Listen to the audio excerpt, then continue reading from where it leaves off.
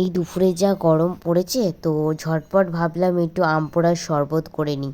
তো যেই বলা সেই কাজ, আমাদের সামনের গাছটা থেকে আম পেড়ে সেটা ভালো করে ধুয়ে ওর কষটা জলে ভিজিয়ে বের করে ওটা ভালো করে পুড়িয়ে নিয়েছি। পুড়িয়ে নেওয়ার পর ওর যে খোসাটা বের করে নিয়েছি।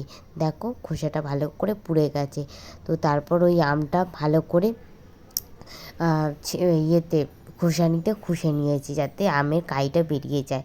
তো আমের কাইটা ভালো করে বেরিয়ে যাওয়ার পর ওতে একটু জল দিয়ে ভালো করে মেখে ওতে দিয়েছিলাম বিট নুন দিয়ে ভালো করে মাখিয়ে নিয়েছিলাম আর দিয়েছিলাম চাট মশলা।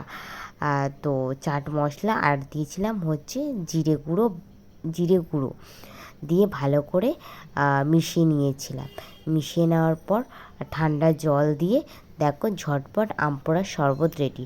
আর হ্যাঁ, আর দিয়েছিলাম চিনি, টকটকে একটু চিনি দিলে বেশ ভালো লাগে। তো বিকেল